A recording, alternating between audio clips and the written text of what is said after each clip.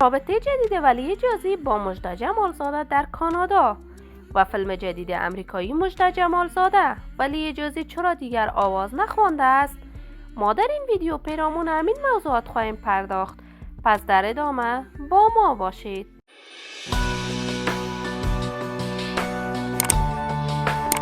سلام و سلامتی ایام به کامتان باد. شما را خوش آمدید میگم به یکی دیگر از ویدیوهای جذاب کانال دنیا اینفو.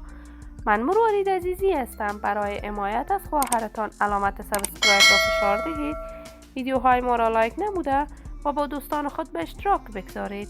مژده جمالزاده یکی از هنرمندان موفق، محبوب و مشهور در میان مردم افغانستان است. مژده در اصل از ولایت زیبای هرات است و با خانواده خود در سن کودکی به کشور کانادا مهاجرت کردند. مژده جمالزاده تحصیلات دوره لیسه و دانشگاه را در کشور کانادا به اتمام رسانیده است و علاقه فراوانی به هنر آوازخوانی داشته است و به همین علت چندین آهنگ میهنی برای کشورش و به زبان فارسی دری ثبت کرده است.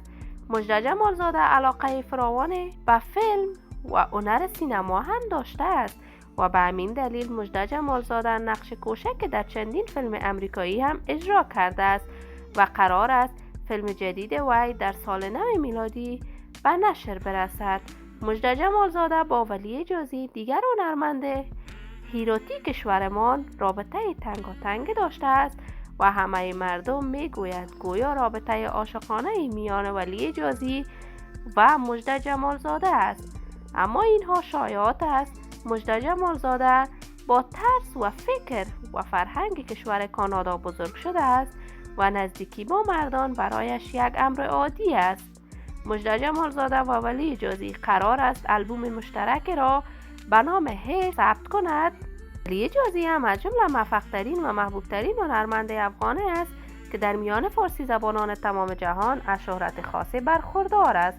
وی نیز از ولایت زیبای هرات است و در کشور آلمان زندگی می کند. ولی جزئی نظر به مشکلات خانوادگی و درسهایش برای مدت طولانی از راه هنر موسیقی دوری کرده بود، ولی به هر صورت ما آرزوی موفقیت، سلامتی، کامیابی برای ولی جزئی و مژده جمالزاده داریم. دوستان نهایت عزیز، شما هم نظریاتتان را در بخش کامنت با من شریک بسازید.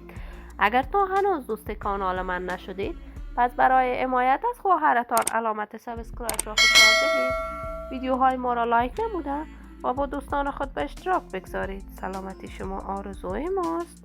تا درودی دیگر، بدرود.